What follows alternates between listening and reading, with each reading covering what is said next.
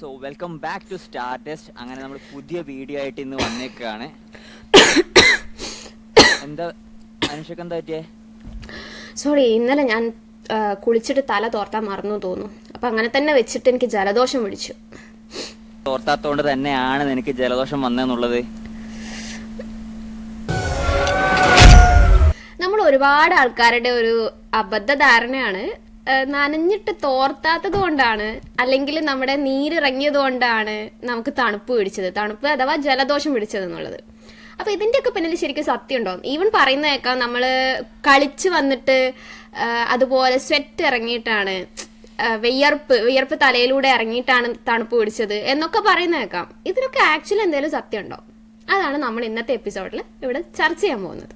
അങ്ങനെയാണെങ്കിൽ നമുക്ക് അതിന്റെ പിന്നിലുള്ള എന്താ നടക്കുന്നുള്ള എക്സാക്ട് കാരണം നമുക്ക് ഇന്ന് നോക്കാം. അതായത് ഇത് നമ്മുടെ സ്കിന്നാണ് അല്ലെ.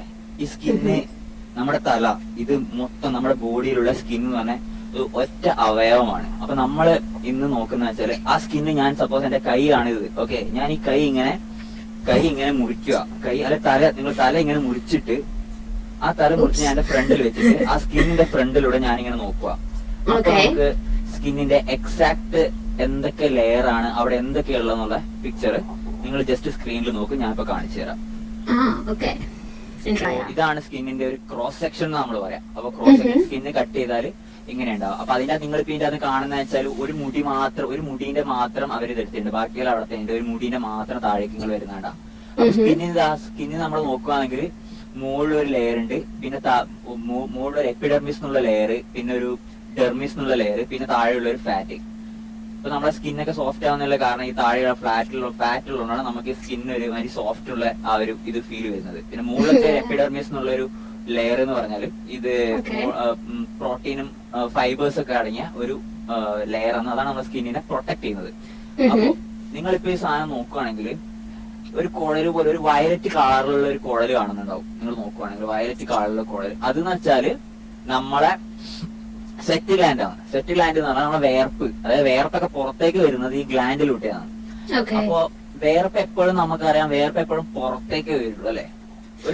ഒരു കുഴഞ്ഞു മറിഞ്ഞിരിക്കുകയാണല്ലോ അത് സെറ്റ് ഗ്ലാൻഡ്. അതാ ഗ്ലാൻഡിന്റെ ഘടന അങ്ങനെയാണ്, സ്ട്രക്ചറാണ്. അപ്പൊ വേർപ്പ് എപ്പോഴും പുറത്തു മാത്രമേ വരുള്ളൂ. വേർപ്പ് പുറത്തു മാത്രം. അത് എന്തുകൊണ്ടാന്ന് വെച്ചാൽ നമുക്കറിയാം, ഇപ്പൊ അതിന്റെ ഒരു പ്രഷർ ഡിഫറൻസ് കൊണ്ടാണ് അങ്ങനെ സംഭവിക്കുന്നത്. നിങ്ങളുടെ വെള്ളം അവിടെ വന്നാലും വെള്ളം താഴേക്ക് പോകാനുള്ള ചാൻസ് നെഗ്ലിജിബിൾ ആണ്, വളരെ കുറവാണ്. വളരെ കുറവെന്നല്ല, സീരിയസ്ലി ഇല്ല എന്ന് തന്നെ പറയാം അല്ലെ. അത് ഭയങ്കര റയറസ്റ്റ് കേസ് ആയിരിക്കും. പിന്നെയുള്ളത് ഹെയർ ആണ്, ഹെയർ ഫോളിക്കിൾ ആണ്. ഹെയർ ഫോളിക്കിളിലെ അതിലൂടെ പിന്നെ പറയേണ്ട കാര്യമില്ലല്ലോ, because hair is already filled in that gap. So ആ പോർസിലൂടെയും വരാനുള്ള ചാൻസ് 0 ആണ്. പിന്നെ എങ്ങനെയാണ് ആക്ച്വലി മനുഷ്യർക്ക് ഈ ജലദോഷം അല്ലെ കോൾഡ് പിടിക്കുന്നതെന്ന് ഞാൻ പറഞ്ഞുതരാം.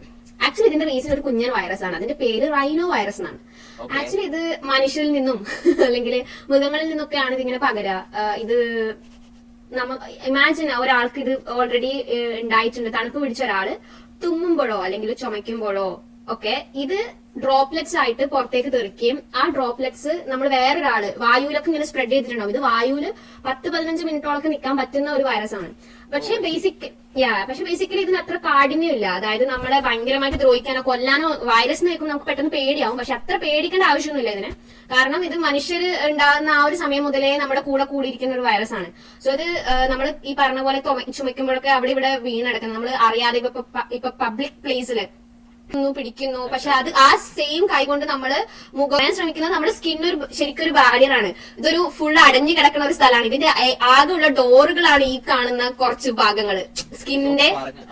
സോ നമുക്ക് ഇതിന് മനസ്സിലാക്കാൻ പറ്റുന്ന ഒരു കാര്യം എന്ന് നമ്മളിപ്പോ വെള്ളത്തിൽ കുളിച്ചിട്ട് തോർത്താണ്ട് അല്ലെങ്കിൽ കുളത്തിൽ പോയിട്ട് കുളിച്ചിട്ട് വീട്ടിൽ തോർത്താണ്ട് വന്നാലും അല്ലെങ്കിൽ വേർത്ത് കുളിച്ച് പണ്ടാറടങ്ങിയാലും ഇതൊരു കുഴപ്പമില്ലാന്നാണ് നമ്മൾ പറഞ്ഞു വരുന്നത്.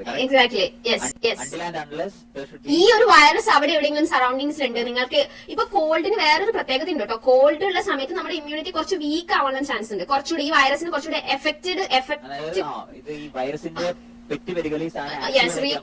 പറ്റുന്ന സമയം എന്ന് പറയുന്നത് ഈ കോൾഡ് ഉള്ള സമയമാണ്. അതുകൊണ്ടാണ് ചിലപ്പോൾ ഓൾറെഡി വൈറസ് ഉള്ളിൽ കടന്നിട്ടുണ്ടെങ്കിൽ നിങ്ങൾ ഓൾറെഡി ഒരു നനഞ്ഞ് കുളിച്ചു വരികയാണെങ്കിലൊക്കെ ആ സമയത്ത് അത് കുറച്ചുകൂടി ഈസി ആയിട്ട് ഇതിന് ഉള്ളിൽ കടക്കാനും നമ്മുടെ ശരീരത്തിന്റെ പ്രതിരോധ ശേഷി കുറച്ച് കുറയും.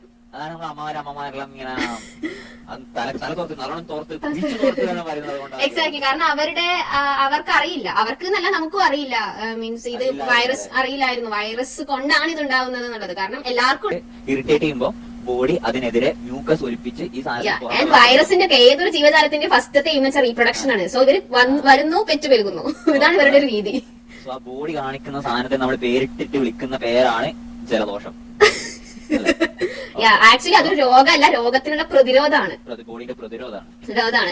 നമ്മുടെ ടെമ്പറേച്ചർ ഇൻക്രീസ് ചെയ്യും. ഈ സമയത്ത് നമ്മുടെ ബോഡി മ്യൂക്കസ് കുറെ ക്രിയേറ്റ് ചെയ്തിട്ട് ഈ മ്യൂക്കസിലൂടെ ഒക്കെ ഈ വൈറസിനെ പുറന്തള്ളാനാണ് നോക്കുന്നത്. പിന്നെ അതുപോലെ പെട്ടെന്ന് സ്നീസിംഗ് ഒക്കെ ഉണ്ടാക്കുന്ന ഈ സ്നീസിംഗിലൂടെ നമുക്ക് ഒരുപാട് വൈറസിന്റെ ബോഡി ആക്ച്വലി പുറന്തള്ളാണ്. പക്ഷെ ഈ സ്നീസ് ചെയ്യുന്ന സമയത്ത് ചുറ്റും ആരെങ്കിലും ഉണ്ടെങ്കിൽ അവരത് ഇൻഹെയിൽ ചെയ്യുന്നുണ്ടെങ്കിൽ അപ്പോഴാണ് പണി പാടുക. അതുകൊണ്ടാണ് നമ്മൾ സ്നീസ് ചെയ്യുമ്പോൾ എപ്പോഴും മൂക്കും വായും പൊത്തിയിട്ട് സ്നീസ് ചെയ്യണം എന്നൊക്കെ പറയുന്നത്. തുമ്മണം തുമ്മണം. പിന്നെ മിക്കവാറും ജലദോഷമൊക്കെ ഓട്ടോമാറ്റിക് ആയിട്ട് പോകാറുണ്ട്. മെയിൻ കാരണം എന്ന് പറഞ്ഞാൽ നമ്മുടെ ബോഡി ഇതിനെതിരെയുള്ള ആന്റിബോഡീസ് ഉണ്ടാക്കുന്നുണ്ട്. സോ ഇറിറ്റേഷൻ ഒക്കെ ഇത് അതായത് നമ്മുടെ ബോഡിക്ക് ഇത് താങ്ങാൻ പറ്റും. ബോഡി തന്നെയാണ് നമ്മുടെ എന്താ പറയുക, പിന്നെ നമ്മുടെ ടെമ്പറേച്ചർ കൂടുന്നതും നമ്മുടെ ബോഡിയുടെ ഒരു പ്രതിരോധ മെക്കാനിസം ആണ്. നമ്മുടെ ടെമ്പറേച്ചർ കൂടുന്നത്, നമുക്ക് പനി വരുന്നു എന്ന് പറയുന്നത് നമുക്ക് മെയിൻ നോക്കേണ്ടതെന്ന് വെച്ചാൽ പേഴ്സണൽ ഹൈജീൻ വഴി മാക്സിമം ഇതിന്റെ ട്രാൻസ്ഫർ കുറയ്ക്കാൻ പറ്റും. എക്സാക്ട്ലി.